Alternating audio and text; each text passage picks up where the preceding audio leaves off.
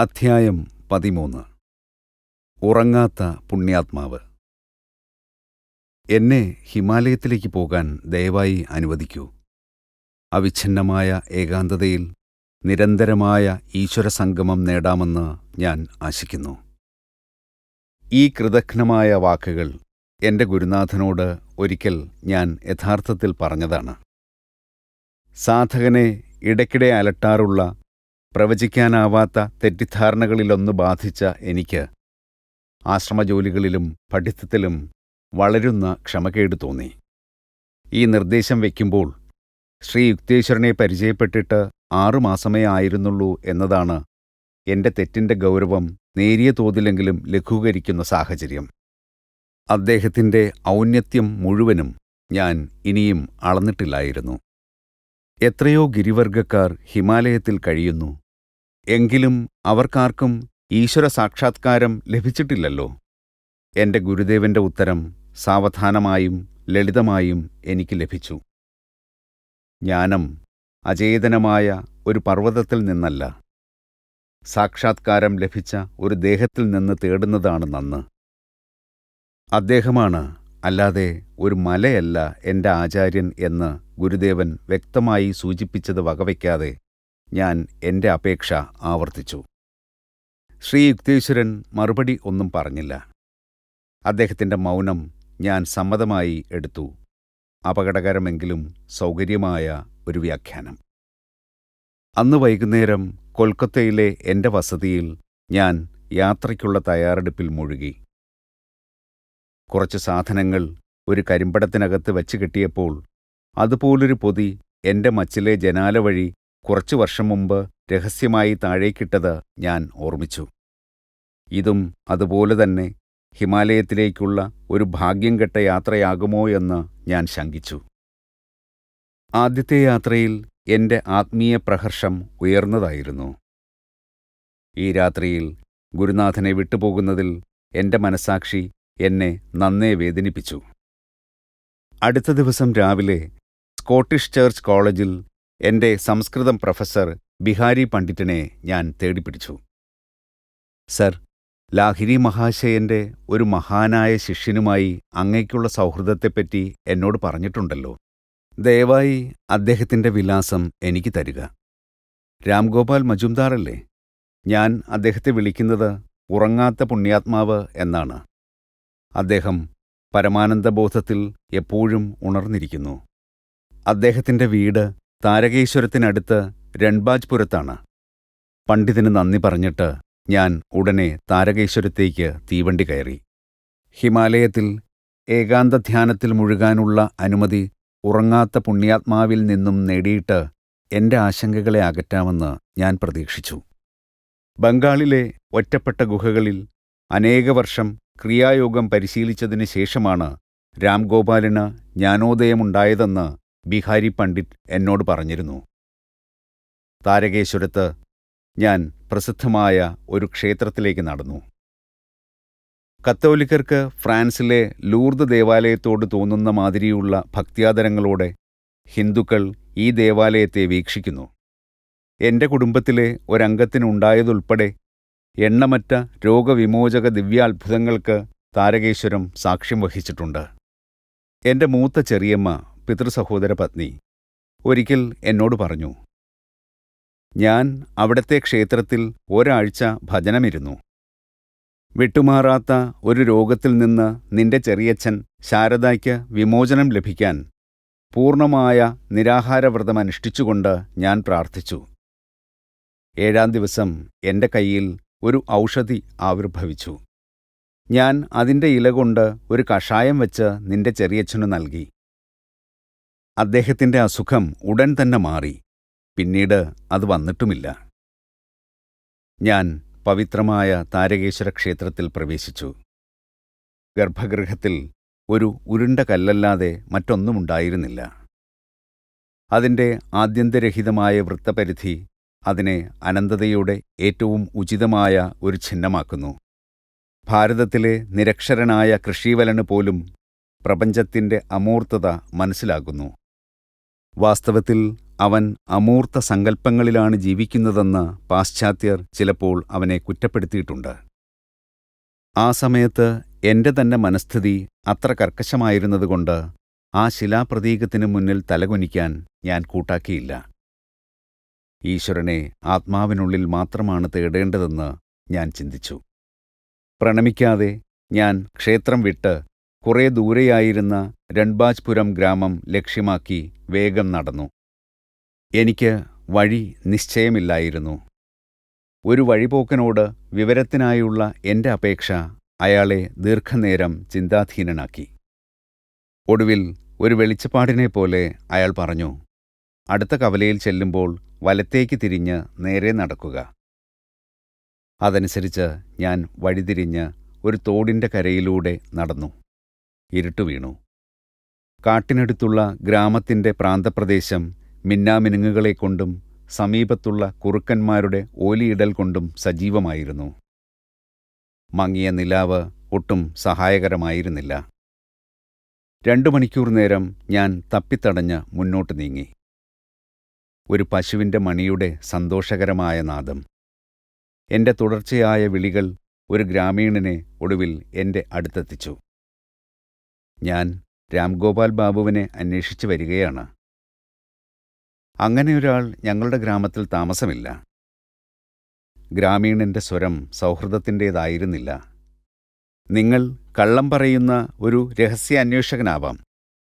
രാഷ്ട്രീയം കലുഷിതമാക്കിയ അയാളുടെ മനസ്സിലെ സംശയം അകറ്റാമെന്ന പ്രതീക്ഷയിൽ എന്റെ ദുരവസ്ഥ കരളെളിയിക്കുന്ന വിധം ഞാൻ വിവരിച്ചു. അയാൾ എന്നെ അയാളുടെ വീട്ടിൽ കൊണ്ടുപോയി ആതിഥ്യമര്യാദയോടെ സ്വാഗതം നൽകി. രൺബാജ്പുരം ഇവിടെ നിന്ന് വളരെ അകലെയാണ്, അയാൾ പറഞ്ഞു. കവലയിൽ വച്ച് നിങ്ങൾ വലത്തോട്ടല്ല ഇടത്തോട്ടാണ് തിരിയേണ്ടിയിരുന്നത്.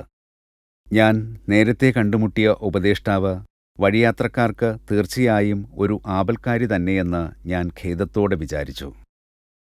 പരുക്കൻ പച്ചരിച്ചോറും പരിപ്പും ഉരുളക്കിഴങ്ങും വാഴയ്ക്കയും ചേർത്ത കറിയും കൂട്ടിയുള്ള രുചികരമായ ആഹാരത്തിനു ശേഷം മുറ്റത്തോട് ചേർന്നുള്ള ഒരു കുടിലിൽ ഞാൻ ഉറങ്ങാൻ പോയി. അങ്ങ് ദൂരെ മൃദംഗത്തിൻ്റെയും ചേങ്ങിലയുടെയും ഉച്ചത്തിലുള്ള അകമ്പടിയോടെ ഗ്രാമീണർ പാടുകയായിരുന്നു. ആ രാത്രി ഉറക്കം ശരിയായില്ല. ഏകാന്തയോഗി രാംഗോപാലന്റെ അടുത്തേക്ക് എന്നെ നയിക്കാൻ ഞാൻ ഗാഢമായി പ്രാർത്ഥിച്ചു. പ്രഭാതത്തിന്റെ ആദ്യ കിരണങ്ങൾ എന്റെ കുടിലിന്റെ വിള്ളലിലൂടെ അകത്തെത്തിയപ്പോൾ ഞാൻ രൺബാജ്പുരത്തേക്ക് തിരിച്ചു. വരണ്ടുകീറിയ ചെളിക്കൂനകൾ കടന്ന് കൊയ്ത്തുകഴിഞ്ഞ നെൽച്ചെടിയുടെ കൂർത്ത കുറ്റികൾക്കിടയിലൂടെ ഞാൻ പരുക്കൻ വയലുകൾ കടന്നു നീങ്ങി. ഇടയ്ക്കിടെ കണ്ടുമുട്ടുന്ന ഏതെങ്കിലും ഒരു കർഷകൻ എന്റെ ലക്ഷ്യസ്ഥാനം 1 ക്രോശം 2 മൈൽ മാത്രം അകലെയാണെന്ന് മാറ്റമില്ലാതെ എന്നെ അറിയിക്കുമായിരുന്നു. 6 മണിക്കൂർ കൊണ്ട് സൂര്യൻ ചക്രവാളത്തിൽ നിന്ന് ആകാശമധ്യം വരെ വിജയശ്രീലാളിതനായി യാത്ര ചെയ്തെങ്കിലും ഞാൻ രൺബാജ്പുരത്തുനിന്ന് എപ്പോഴും 1 ക്രോശം അകലെത്തന്നെയായിരിക്കുമെന്ന് തോന്നിത്തുടങ്ങി. ഉച്ചതിരിഞ്ഞിട്ടും എന്റെ ലോകം അന്തമില്ലാത്ത ഒരു വയൽപ്പരപ്പ് തന്നെയായിരുന്നു. ആകാശത്തിൽ നിന്ന് ഒഴുകിയെത്തുന്ന രക്ഷപ്പെടാനാവാത്ത ചൂട് കുഴഞ്ഞു വീഴുന്നതിന്റെ വക്കോളം എന്നെ എത്തിച്ചു. ഒരു മനുഷ്യൻ സാവധാനം എന്റെ അടുത്തേക്ക് നടന്നു വരുന്നത് ഞാൻ കണ്ടു. 1 ക്രോശം മാത്രം എന്ന ആവർത്തനദീനമായ ഉത്തരം വിളിച്ചു വരുത്തുമെന്ന് ഭയന്ന് ഞാൻ പതിവിൻപടിയുള്ള ചോദ്യം ചോദിക്കാൻ പോലും ധൈര്യപ്പെട്ടില്ല. അപരിചിതൻ എന്റെ സമീപം നിന്നു. അസാധാരണമായ തുളച്ചുകയറുന്ന ഇരുണ്ട കണ്ണുകൾ ഉണ്ടായിരുന്നതൊഴിച്ചാൽ പൊക്കം കുറഞ്ഞ് മെലിഞ്ഞ അദ്ദേഹത്തിന്റെ ശരീരം അസാധാരണമൊന്നുമായിരുന്നില്ല. ഞാൻ രൺബാജ്പുരം വിടാൻ ഒരുങ്ങുകയായിരുന്നു. പക്ഷേ നിന്റെ ഉദ്ദേശ്യം നല്ലതായിരുന്നതുകൊണ്ട് നിനക്ക് വേണ്ടി കാത്തിരുന്നു. അദ്ദേഹം എന്റെ വിസ്മയം നിറഞ്ഞ മുഖത്ത് ചൂണ്ടി വിരൽ കുലുക്കി. മുൻകൂട്ടി അറിയിക്കാതെ എന്റെ മേൽ ചാടി വീഴാമെന്ന് കരുതിയ നീ മിടുക്കനല്ലേ? നിനക്ക് എന്റെ വിലാസം തരാൻ ആ പ്രൊഫസർ ബിഹാരിക്ക് ഒരു കാര്യവുമില്ലായിരുന്നു. ഈ ആചാര്യന്റെ മുന്നിൽ പരിചയപ്പെടുത്തൽ വെറും വാചക കസർത്താവുമല്ലോ എന്ന് കരുതി എന്റെ സ്വീകരണത്തിൽ അല്പം കുണ്ഠിതനായി ഞാൻ മൗനം പൂണ്ടുനിന്നു. അദ്ദേഹത്തിന്റെ അടുത്ത ചോദ്യം പെട്ടെന്നായിരുന്നു. പറയൂ, ഈശ്വരൻ എവിടെയാണെന്നാണ് വിചാരം? എന്ത്? അദ്ദേഹം എൻ്റെ ഉള്ളിലും എവിടെയുമുണ്ട്. എനിക്ക് തോന്നിയിടത്തോളം സംഭ്രമം എന്നിൽ കാണാനുമുണ്ടായിരുന്നുവെന്നതിന് സംശയമില്ല. സർവ്വവ്യാപിയാണ്, അല്ലേ? ആ പുണ്യാത്മാവ് അടക്കിച്ചിരിച്ചു. എങ്കിൽ യുവയോഗി, എന്തുകൊണ്ട് ഇന്നലെ താരകേശ്വര ക്ഷേത്രത്തിലെ ശിലാവിഗ്രഹത്തിലെ അനന്തതയുടെ മുന്നിൽ നീ തലകുനിച്ചില്ല? ഇടതും വലതും എന്ന സൂക്ഷ്മവിവേചനമൊന്നുമില്ലാത്ത വഴിപോക്കൻ തെറ്റായ വഴി നിർദ്ദേശിച്ചത് നിന്റെ അഹങ്കാരത്തിനുള്ള ശിക്ഷയാണ്. അതുകൊണ്ട് ഇന്നും നിനക്ക് സാമാന്യം അസുഖകരമായ ഒരു ദിവസം തന്നെ ആയിരുന്നുവല്ലോ. എൻ്റെ മുന്നിൽ നിൽക്കുന്ന എടുത്തു പറയത്തക്ക വിശേഷതകളൊന്നുമില്ലാത്ത ആ ദേഹത്തിനുള്ളിൽ സർവന്തർശിയായ ഒരു നേത്രം ഒളിഞ്ഞിരിക്കുന്നുവെന്നതിൽ വിസ്മയിച്ചുകൊണ്ട് ഞാൻ ഹൃദയപൂർവ്വം യോജിച്ചു. ആ യോഗിയിൽ നിന്ന് സൗഖ്യം പകരുന്ന ഒരു ശക്തിവിശേഷം ഉതിർന്നു. തൽക്ഷണം ചുട്ടുപഴുത്ത ആ പാടത്ത് ഞാൻ ഒരു നവോന്മേഷം ഉൾക്കൊണ്ടു. സാധകന് തൻ്റെ പാതയാണ് ഈശ്വരനിലേക്കുള്ള ഒരേ ഒരു പാതയെന്ന് ചിന്തിക്കാനുള്ള പ്രവണതയുണ്ട്, അദ്ദേഹം പറഞ്ഞു. ലാഹിരി മഹാശയൻ പറഞ്ഞിട്ടുള്ളതുപോലെ സ്വന്തമുള്ളിൽ ഈശ്വരനെ കണ്ടെത്തുന്ന യോഗമാർഗം തന്നെയാണ് സർവോത്തമം എന്നതിൽ സംശയമില്ല. എന്നാൽ ഈശ്വരനെ ഉള്ളിൽ കണ്ടെത്തുമ്പോൾ നാം അദ്ദേഹത്തെ ബാഹ്യമായും വേഗം തന്നെ കണ്ടെത്തുന്നു. താരകേശ്വരത്തെയും മറ്റുള്ളിടത്തെയും പുണ്യക്ഷേത്രങ്ങൾ ആത്മീയ ശക്തിയുടെ കേന്ദ്രബിന്ദുക്കളായി അന്വർത്ഥമായി തന്നെ ആദരിക്കപ്പെട്ടു പോരുന്നു. ആ ബ്രഹ്മജ്ഞന്റെ വിമർശനാത്മകമായ മനോഭാവം മാറി. അദ്ദേഹത്തിൻ്റെ കണ്ണുകൾ അനുകമ്പാർദ്രമായി. അദ്ദേഹം എൻ്റെ തോളിൽ തടവി. യുവയോഗി, നീ നിന്റെ ഗുരുദേവന്റെ അടുത്തുനിന്ന് ഓടിക്കളയുകയാണെന്ന് ഞാൻ മനസ്സിലാക്കുന്നു. നിനക്ക് വേണ്ടതെല്ലാം തരാൻ അദ്ദേഹത്തിന് കഴിയും. നീ അദ്ദേഹത്തിൻ്റെ അടുത്തേക്ക് മടങ്ങണം, അദ്ദേഹം തുടർന്നു. പർവ്വതങ്ങൾക്ക് നിന്റെ ഗുരുവാകാൻ കഴിയുകയില്ല. 2 ദിവസം മുമ്പ് ശ്രീ യുക്തേശ്വരൻ പ്രകടിപ്പിച്ച അതേ ചിന്ത. ആചാര്യന്മാർ പർവ്വതങ്ങളിൽ മാത്രമേ ജീവിക്കാവൂ എന്ന് പ്രപഞ്ച നിബന്ധനയൊന്നുമില്ല. എൻ്റെ സഹചാരി എൻ്റെ നേരെ ചോദ്യരൂപേണ നോക്കി. ഭാരതത്തിലും ടിബറ്റിലുമായി പരന്നുകിടക്കുന്ന ഹിമാലയത്തിന് ദിവ്യന്മാരുടെ കാര്യത്തിൽ കുത്തകയൊന്നുമില്ല. തൻ്റെ ഉള്ളിൽ തന്നെയുള്ളതിനെ കാണാൻ ശ്രമിക്കാത്ത ഒരാൾക്ക് തൻ്റെ ശരീരം അവിടെയും ഇവിടെയും കൊണ്ടു നടന്നുവെന്നതുകൊണ്ട് അതിനെ കണ്ടെത്താൻ സാധ്യമാവുകയില്ല. ആത്മീയമായ ബോധോദയത്തിനു വേണ്ടി ഭൂമിയുടെ ഏതറ്റം വരെയും പോകാൻ ഭക്തൻ തയ്യാറാകുമ്പോൾ തന്നെ അവൻ്റെ ഗുരു അടുത്തു കാണപ്പെടുന്നു. വാരാണസി ആശ്രമത്തിൽ എൻ്റെ പ്രാർത്ഥനയും ആൾത്തിരക്കുള്ള ഇടവഴിയിൽ വച്ച് ശ്രീ യുക്തേശ്വരനുമായുള്ള കൂടിക്കാഴ്ചയും സ്മരിച്ചുകൊണ്ട് ഞാൻ നിശബ്ദനായി അദ്ദേഹം പറഞ്ഞതിനോട് യോജിച്ചു. വാതിലടച്ച് അകത്ത് ഏകനായി ഇരിക്കുവാൻ സൗകര്യമുള്ള ഒരു കൊച്ചുമുറി നിനക്ക് ലഭിക്കുമോ? ഉണ്ട്. സാമാന്യ വിഷയങ്ങളിൽ നിന്ന് പ്രത്യേക കാര്യത്തിലേക്ക് കുഴക്കുന്ന വേഗതയിൽ ഈ പുണ്യാത്മാവ് ഇറങ്ങി വന്നുവെന്ന് എനിക്ക് തോന്നി. അതാണ് നിന്റെ ഗുഹ. എനിക്ക് ഒരിക്കലും മറക്കാനാവാത്ത ജ്ഞാനോദയത്തിൻ്റെ കടാക്ഷം ആ യോഗിവര്യൻ എന്നിൽ ചൊരിഞ്ഞു. അതാണ് നിന്റെ വിശുദ്ധമായ പർവ്വതം. അവിടെയാണ് ഈശ്വരൻ്റെ സന്നിധാനം നീ കണ്ടെത്തുക. അദ്ദേഹത്തിൻ്റെ ലളിതമായ വാക്കുകൾ അത്രയും കാലം എനിക്ക് ഹിമാലയത്തോടുണ്ടായിരുന്ന അഭിനിവേശത്തെ ആ നിമിഷം ഇല്ലായ്മ ചെയ്തു.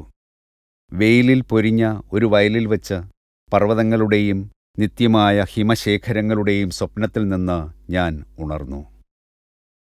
യുവസുഹൃത്തേ, നിന്റെ ആത്മീയദാഹം അഭിനന്ദനാർഹം തന്നെ. എനിക്ക് നിന്നോട് വലിയ സ്നേഹം തോന്നുന്നു. രാംഗോപാൽ എൻ്റെ കൈപിടിച്ച് എന്നെ വനത്തിലുള്ള സുന്ദരമായ ഒരു ഗ്രാമത്തിലേക്ക് നയിച്ചു. മണ്ണു കുഴച്ചു കെട്ടിയ വീടുകൾ തെങ്ങോല കൊണ്ട് മേഞ്ഞതും അവയുടെ പ്രവേശന കവാടങ്ങൾ ഗ്രാമീണ രീതിയിൽ പുതുപൂക്കൾ വെച്ച് മൂടിപിടിപ്പിച്ചതുമായിരുന്നു. ആ പുണ്യപുരുഷൻ തൻ്റെ ചെറിയ കുടിലിൽ തണൽ വീഴുന്ന മുളം തട്ടിന്മേൽ എന്നെ ഇരുത്തി. അദ്ദേഹം എനിക്ക് മധുരം ചേർത്ത നാരങ്ങാനീരും ഒരു കഷ്ണം കൽക്കണ്ടവും തന്നതിനു ശേഷം ഞങ്ങൾ അങ്കണത്തിൽ കടന്ന് പത്മാസനത്തിൽ ഇരുന്നു. ധ്യാനത്തിൽ 4 മണിക്കൂർ നേരം കടന്നുപോയി. ഞാൻ കണ്ണുകൾ തുറന്നപ്പോൾ നിലാവെളിച്ചത്തിൽ ആ യോഗിയുടെ രൂപം അപ്പോഴും നിശ്ചലമായി കണ്ടു. മനുഷ്യൻ അപ്പം കൊണ്ട് മാത്രമല്ല ജീവിക്കുന്നതെന്ന് എൻ്റെ ഉദരത്തെ ഞാൻ കർക്കശമായി ഓർമ്മപ്പെടുത്തിക്കൊണ്ടിരുന്നപ്പോൾ രാംഗോപാൽ തൻ്റെ ഇരിപ്പിടത്തിൽ നിന്ന് എഴുന്നേറ്റു. നിനക്ക് നന്നേ വിശക്കുന്നുണ്ടെന്ന് എനിക്ക് മനസ്സിലായി, അദ്ദേഹം പറഞ്ഞു. ഭക്ഷണം ഉടനെ തയ്യാറാകും. അങ്കണത്തിൽ കളിമണ്ണുകൊണ്ടുള്ള അടുപ്പിൽ അദ്ദേഹം തീ കത്തിച്ചു. അല്പസമയത്തിനുള്ളിൽ വലിയ ഇലകളിൽ ചോറും പരിപ്പും ഞങ്ങൾ കഴിക്കുകയായിരുന്നു. ആഹാരം പാകം ചെയ്യുന്നതിന് എൻ്റെ സകല സഹായങ്ങളും എൻ്റെ ആതിഥേയൻ ഭവ്യതയോടെ നിരാകരിച്ചു. അതിഥി ദേവോ ഭവ എന്ന ഹിന്ദു ആപ്തവാക്യം ഭാരതത്തിൽ അതിപുരാതന കാലം മുതലേ ശ്രദ്ധാപൂർവം ആചരിച്ചിട്ടുണ്ട്. എൻ്റെ പിന്നീടുള്ള ലോകയാത്രകളിൽ പല രാജ്യങ്ങളിലെയും ഗ്രാമപ്രദേശങ്ങളിൽ അതിഥികളോട് ഇതുപോലുള്ള ആദരവ് കാട്ടിപ്പോരുന്നതായി കണ്ട് ഞാൻ ആഹ്ലാദിച്ചിട്ടുണ്ട്. അപരിചിത മുഖങ്ങളുടെ അതിബാഹുല്യം കൊണ്ട് ആതിഥ്യമര്യാദയുടെ തീവ്രത കുറഞ്ഞതായി പട്ടണവാസി കാണുന്നു. വനത്തിലെ ചെറിയ ഗ്രാമത്തിൽ ആ യോഗിയുടെ സമീപം നിലത്തിരുന്നപ്പോൾ ജനസഞ്ചയം ഏറെക്കുറെ സങ്കൽപ്പിക്കാനാവാത്ത വിധം വിദൂരമായി തോന്നി. കുടിൽമുറി ദുർഗ്രാഹ്യമായ ഒരു സൗമ്യപ്രകാശത്താൽ ദീപ്തമായിരുന്നു. കീറിയ ചില കരിമ്പടങ്ങൾ നിലത്ത് വിരിച്ച് രാംഗോപാൽ എനിക്ക് ഒരു കിടക്ക തയ്യാറാക്കിയിട്ട് സ്വയം ഒരു പുൽപ്പായയിൽ ഇരുന്നു. അദ്ദേഹത്തിൻ്റെ ശക്തമായ ആത്മീയ ആകർഷണത്തിൽ അടിപെട്ടുപോയ ഞാൻ അദ്ദേഹത്തിൻ്റെ മുമ്പിൽ ഒരു അപേക്ഷ വയ്ക്കാൻ ധൈര്യപ്പെട്ടു. പ്രഭു, അങ്ങ് എനിക്ക് ഒരു സമാധി പ്രദാനം ചെയ്യുമോ? പ്രിയപ്പെട്ടവനെ, നിനക്ക് ഈശ്വര സാക്ഷാത്കാരം പകർന്നു തരുവാൻ എനിക്ക് സന്തോഷമേയുള്ളൂ. പക്ഷേ അത് ചെയ്യേണ്ടത് ഞാനല്ല. താപസേന്ദ്രൻ പാതിയടഞ്ഞ കണ്ണുകളോടെ എന്നെ നോക്കി. നിന്റെ ഗുരുദേവൻ താമസിയാതെ ആ അനുഭവം നിനക്ക് നൽകും. നിന്റെ ശരീരം ഇനിയും അതിന് സജ്ജമല്ല. കുറഞ്ഞ ശക്തിയുള്ള ഒരു ബൾബ് അത്യധികമായ വിദ്യുച്ഛക്തി പ്രവാഹത്താൽ തകർന്നു പോകുന്നു.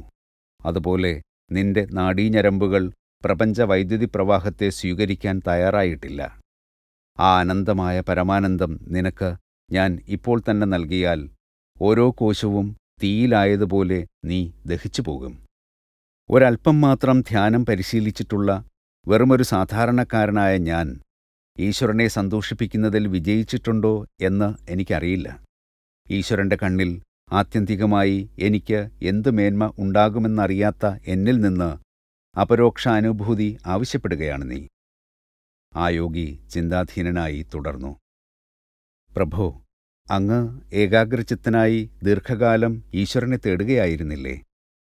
ഞാൻ അധികമൊന്നും ചെയ്തിട്ടില്ല. എൻ്റെ ജീവിതത്തെക്കുറിച്ച് ബിഹാരി നിന്നോട് കുറച്ചൊക്കെ പറഞ്ഞിട്ടുണ്ടാവും. ഒരു 20 കൊല്ലം ഞാൻ ദിവസേന 18 മണിക്കൂർ വീതം ധ്യാനിച്ചുകൊണ്ട് ഒരു രഹസ്യഗുഹയിൽ താമസിച്ചു. ചെന്നെത്താൻ കുറേക്കൂടി പ്രയാസമുള്ള ഒരു ഗുഹയിൽ പിന്നീട് ഞാൻ ദിവസേന 20 മണിക്കൂർ സമാധിസ്ഥനായി 25 കൊല്ലം കഴിച്ചു. എനിക്ക് ഉറക്കം വേണ്ടിയിരുന്നില്ല. കാരണം ഞാൻ എപ്പോഴും ഈശ്വരനോടൊത്തായിരുന്നു. സാധാരണമായ ഉപബോധാവസ്ഥയിലെ അപൂർണമായ ശാന്തി കൊണ്ട് ലഭിക്കുന്നതിനേക്കാൾ കൂടുതൽ വിശ്രമം അതിബോധാവസ്ഥയുടെ പരിപൂർണ ശാന്തിയിൽ എൻ്റെ ശരീരം അനുഭവിച്ചു. ഉറക്കത്തിൽ പേശികൾ അയയുന്നു.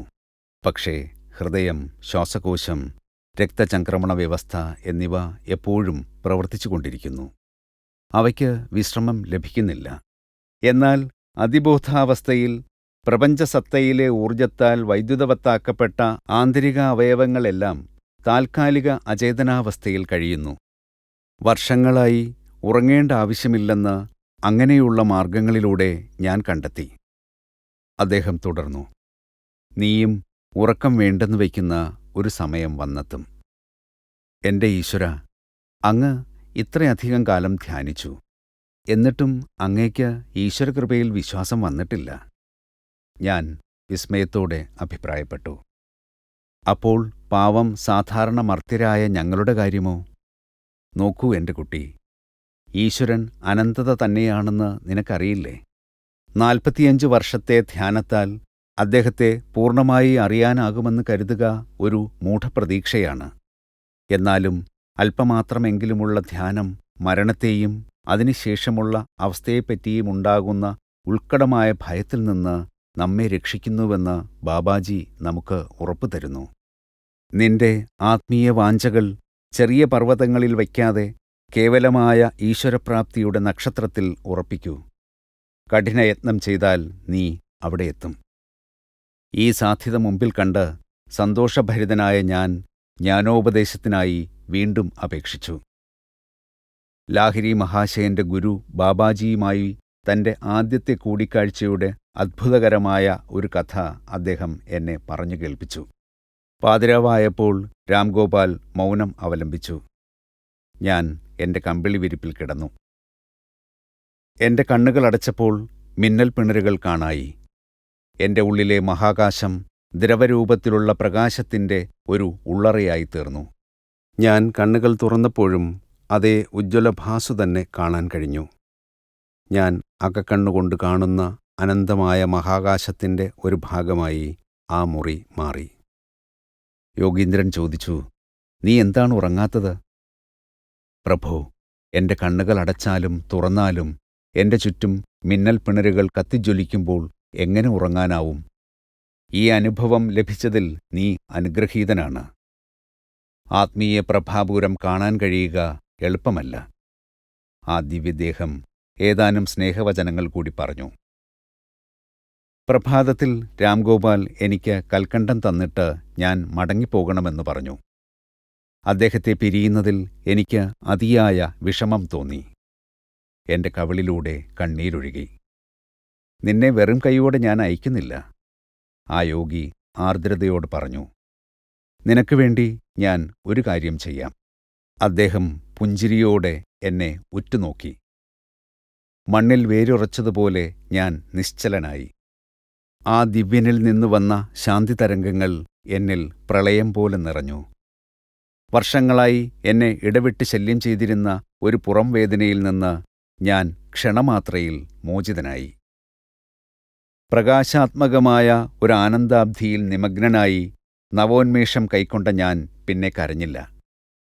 രാംഗോപാലിന്റെ പാദങ്ങൾ തൊട്ടു തൊഴുത ശേഷം വനത്തിൽ കടന്ന് ഉഷ്ണമേഖലാ പ്രദേശത്തെ വൃക്ഷലതാദികളുടെ നൂലാമാലകളും നിരവധി വയലുകളും താണ്ടി താരകേശ്വരത്ത് ഞാൻ എത്തിച്ചേർന്നു.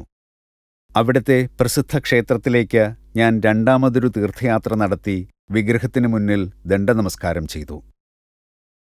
എന്റെ അന്തർനേത്രത്തിനു മുന്നിൽ ആ ഉരുളൻ ശില വികസിച്ച് ബ്രഹ്മാണ്ഡഗോളങ്ങളായിത്തീർന്നു.